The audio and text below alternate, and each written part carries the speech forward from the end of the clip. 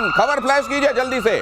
परमाणु बम बना सकता है ईरान कुछ ही हफ्तों में। ये जो खबर आपने बताई ना, ईरान दुनिया के लिए बड़ा खतरा। हाँ, यही बात मैं कह रहा था आपसे कि जो 60% के बाद 90% जाने में बहुत कम टाइम लगता है। अच्छा, ये वो एक्सपोनेंशियल स्केल पे चलता है। ये क्या कह रहे हैं सर, ये भी समझ लीजिए 60% तक यूरेनियम को संशोधित करने में, रिफाइन करने में टाइम लगता है, लेकिन 60 से 80 बहुत जल्दी होता है। बहुत जल्दी एक्सपोनेंशियल स्केल पे जाता है, मतलब एकदम बढ़ जाता है। अब बात रही दूसरी कि अगर ये इसमें पहुंच चुके हैं तो सुप्रीम लीडर को सिर्फ इनको कहना है, ऑर्डर देना है कि बनाओ। तो सुप्रीम लीडर को ही खत्म करने की जो बात चल रही है, इसीलिए चल रही, लीडरशिप खत्म करेंगे तो बनने में फिर दिक्कत आएगी। टेक्निकली जो था वो ऊपर की लीडरशिप, नहीं तो वो लॉबी जो हमेशा ये कहती है कि देखिए ये वेपन ऑफ मास डिस्ट्रक्शन कर करके इन्होंने क्या हाल किया वहां, इसी तरह न्यूक्लियर करके यहाँ ईरान को और वहां की लीडरशिप को निपटाने में लगे हैं, वो तो और मुखर होकर बोलेंगे आइंदा। कर्नल ज्यादा बड़ी बात यह है कि ईरान ये कभी डिसोन नहीं करता कि जो उसके पास एग्रीमेंट के तौर पर 7% जो एनरिचमेंट अलाउड है उसको इलेक्ट्रिक पॉइंट ऑफ व्यू से, वो उसको डिसोन क्यों नहीं करता? क्यों वो ये एक्सेप्ट करता है कि हाँ कि हमारा कौन दुश्मन है? ये बड़ी बात कह रहे हैं आप। और उससे भी ज्यादा बड़ी बात कि हर एक चीज में एक आदमी की नहीं चलेगी। अकेला यूएस बोले कोई बड़ी बात नहीं। कौन सी घटना, आप अपने दिल पर हाथ रख के बोल दीजिए क्या ईरान नहीं बना रहा होगा? और अगर नहीं बना रहा होगा तो इससे बड़ी बेवकूफी नहीं कर रहा होगा। देखिए, ईरान का बेसिक एजेंडा हमेशा से ये रहा है कि अगर न्यूक्लियर वेपन जो हैं वो डेटरेंस के हैं, जिस दिन हमारे पास ये डेटरेंस आ गई, इजराइल और यूएस मेरे ऊपर नहीं आएगा। तो डेटरेंस के ये हथियार होने ही चाहिए, वरना उतना एनरिच कर क्यों रहे हो भाई? 7% रखो, अगर उससे बिजली बनानी है तो। ईरान का न्यूक्लियर पावर प्लांट सेफ है, ये दावा किया गया। रूस और ईरान दोनों ने किया दावा। रूस ने कहा बुशर एटमी पावर प्लांट में स्थिति सामान्य, तो वहीं ईरान ने कहा है कि एटमी स्थलों पर इजराइल हमले अब प्रभावी हुए हैं। मेजर साहब, एक बात और आ रही है सामने। लोग ये कह रहे हैं कि भाई न्यूक ईरान के पास असुरक्षित कैसे और अमेरिका जैसे देश के पास सुरक्षित कैसे, जिसने जापान पर बम मार दिया है ऑलरेडी? देखिए, मैं आपको छोटी सी बात बताता हूं, ठीक है? ये पूरा का पूरा जो स्ट्रक्चर है, ये यूरेनियम एनरिचमेंट का, न्यूक्लियर बॉम्ब्स का, ये तो वेस्टर्न वर्ल्ड ने पहले बनाया, अमेरिका ने बनाया, फिर यूएसएसआर ने बनाया, फिर धीरे धीरे चाइना के पास, यूरोप के पास ये सब फैला। मैं ये आपको कहना चाहता हूं छोटी सी बात कि देखिए, Iran even without nuclear weapons is very dangerous. बहुत खतरनाक देश है ये हमास को पैदा करता है, हिजबुल्लाह को पैदा करता है, हुतियों को पैदा करता है, इनको फंड करता है। इनकी लीडरशिप को खत्म करना होगा। आपको चुन चुन के जिस ये गड्ढे में बिल में घुसे हैं, वहां पे जाके इनको खत्म करना होगा। ये कश्मीर में आग लगाएंगे। क्या बात कर रहे हैं लोग, जिनको पता ही नहीं है क्या चल रहा है। इन्होंने कोशिश करी है कश्मीर में, पर ये कर नहीं पा रहे क्योंकि वहां पे इनको इतना ट्रैक्शन नहीं मिला। जिस दिन इनके पास न्यूक्लियर वेपन होंगे, ये भारत में आग लगाएंगे। इनकी फितरत में है ये। इट इज ये सिर्फ। तो सर, अगर उस समस्या के इलाज के तौर पर आप देख रहे हैं तो फिर तो इसके मल्टीपल सेंटर्स हैं सर। फिर तो ईरान भर नहीं, बहुत जगह आपको दवाई लगानी पड़ेगी। मैं आपको बता रहा हूं, आप हर समय देखिए, ईरान ने हर समय पाकिस्तान को सपोर्ट करा है। इस्लामी ब्रदरहुड के नाम पे इन्होंने हर समय पाकिस्तान को सपोर्ट करा है कश्मीर में। ये सबसे पहले गए थे पाकिस्तान, पहलगाम के बाद, उसके बाद इंडिया आए थे। भाई साहब, मैं आपको एक बात कह रहा हूं, ये कश्मीर में आग लगाएंगे ये लोग, ये आतंकवादी देश है। इसको पहले ठोको, तब जाके यहां पे शांति होगी। Think about your country. और इजराइल जो कर रहा है, इजराइल पूरी दुनिया की जंग लड़ रहा है, सिर्फ अपनी जंग नहीं लड़ रहा वो। और ये अमेरिका भी कहता है कि जिस दिन इनके पास न्यूक्लियर वेपन्स हुए ईरान के पास, ये अमेरिका के लिए खतरा है, इजराइल के लिए खतरा है, पूरी दुनिया के लिए खतरा है। ये पागलों की रेजिम है। ये पागल लोग हैं, दिमाग से पैदल हो चुके हैं, इनको निपटाना बहुत जरूरी है। तो क्या इजराइल जब ये कहता है कि वो सिर्फ अपनी लड़ाई नहीं लड़ रहा है, वो एक तरीके से दुनिया की लड़ाई लड़ रहा है, तो क्या ये सच है? मैं आपसे ये भी जानूंगा, लेकिन उससे पहले ये खबर देख लीजिए। इजराइल के पीएम नेतन्याहू का बड़ा दावा, इस वॉर से विश्व का चेहरा बदल रहा है।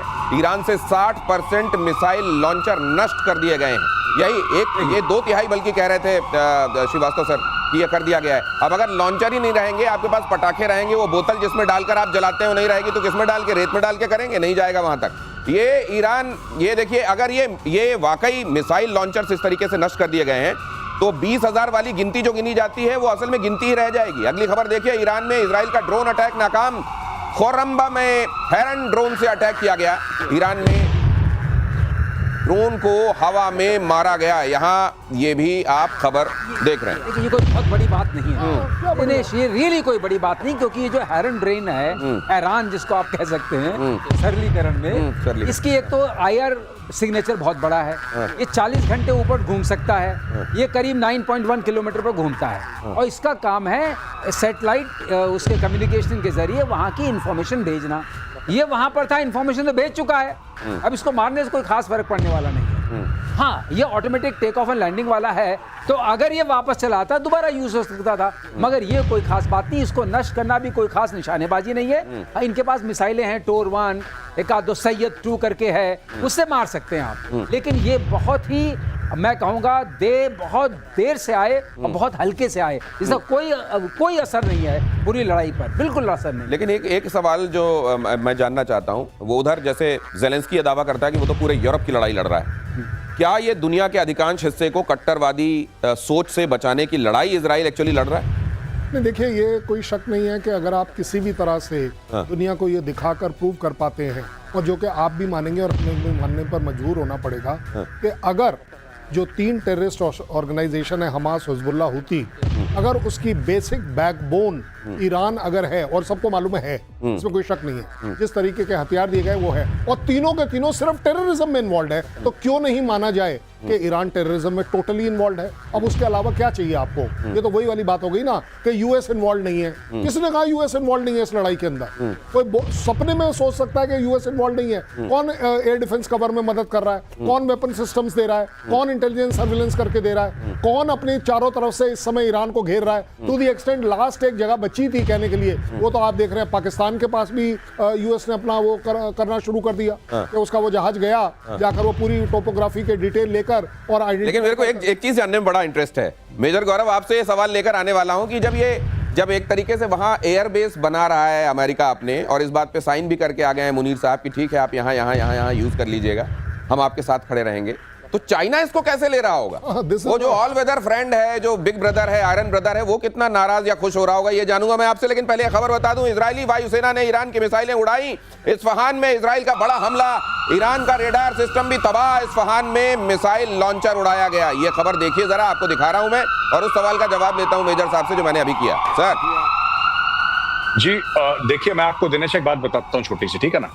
ये अगर आप ये देखें जिस तरीके से इजराइल ये लड़ाई लड़ रहा है, ठीक है, इजराइल जो लड़ाई लड़ रहा है और जहां पे इजराइल मार रहा है ईरान को, ईरान की अब चीखें निकलना शुरू हो रही हैं। कुछ दिनों की बात है, ये मामला निपट जाएगा। Now I will come back to the main point, ठीक है।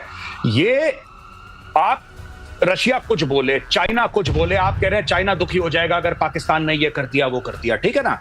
आप कह रहे हैं कि साहब ये देखिए, पाकिस्तान को खरीदा नहीं जा सकता, पाकिस्तान एक ऐसा देश है जिसको किराए पे लिया जाता है, पाकिस्तान को रेंट पे लिया है भाई, और ये चाइना भी समझता है कि जो पैसा देगा पाकिस्तान किराए पे जाएगा।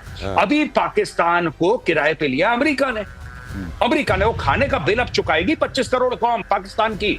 और मैंने आपकी शो पे एक बार ये भी बताया था कि जब भी गोरा हाथ बढ़ाता है और कोई पाकिस्तानी जर्नल उस हाथ को पकड़ता है तो पाकिस्तान में खून के दरिया बहते हैं, लाशें गिरती हैं पाकिस्तान में। ये भाई साहब सच है, और ये पाकिस्तान में होने वाला है, और ये बेवकूफ कभी नहीं समझते। वही गलती बार बार जिया-उल हक के समय भी वही, परवेज मुशर्रफ के समय भी वही, आसिम मुनीर के समय भी वही। ये कौम कभी नहीं सुधरेगी, ये फिर से किराए पे चली गई है और कुछ नहीं हुआ है। और चाइना को क्या लगेगा? चाइना को इनकी सच्चाई नहीं पता है। चाइना फिर इनको बोलेगा 2 रुपए और ले लो, ये अमेरिका को धोखा दे देंगे। ओ भाई साहब, इन्होंने क्या करा था अफगानिस्तान में? इन्होंने अमेरिका को धोखा दिया था, फिर उन्होंने तालिबान को धोखा दिया। क्यों आपको लगता है कि तालिबान और तहरीक तालिबान पाकिस्तान इनको रोज ठोकते हैं?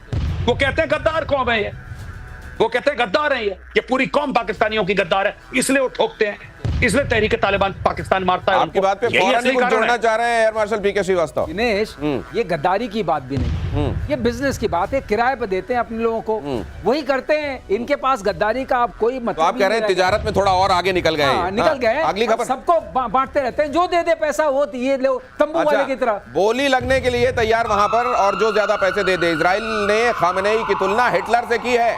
खामेनेई मॉडर्न हिटलर हैं, इजरायली रक्षा मंत्री ने कहा। तानाशाह को जीने का कोई अधिकार नहीं, कार्ड्स ने कहा। इजराइल को खत्म करना चाहते हैं खामेनेई। सिर्फ उन्होंने नहीं कहा, इनफैक्ट बेंजामिन नेतन्याहू भी कई बार कह चुके हैं कि ये तो हिटलर हैं आज के जमाने के। असल में हिटलर को मुझे लगता है वो नाम प्रोजेक्ट करके और वो लेकर यहूदियों के साथ जो अत्याचार हुए, वो नाम, वो चेहरा, यहूदियों के ये ज़ायनिस्ट करके जैसे हमला करते रहते हैं, एक तरीके से कौम से नफरत जो दिखाता है उनका स्टेटमेंट, उसको वो हाईलाइट करना चाहते हैं कि दिमाग में जिस तरीके से उनके था कि ये कौम ही साफ कर दो, यही लेकर ये ईरान भी चल रहा है और इसके ये सुप्रीम लीडर भी चल रहे हैं। क्या मैं ठीक कह रहा हूं गौरव सर? आप बिल्कुल ठीक कह रहे हैं। मैं तो आज तक ये नहीं समझ पाया कि ईरान की लड़ाई क्यों है।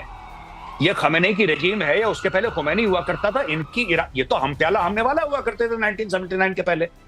जो सवाक था इंटेलिजेंस एजेंसी और मोसाद, ये तो कोऑपरेट करते थे। Absolutely. ये जितनी भी साइट्स है जिनके ऊपर हमला हो रहा है, ये ओरिजिनली तो इजराइल ने बना के दिया ईरान को।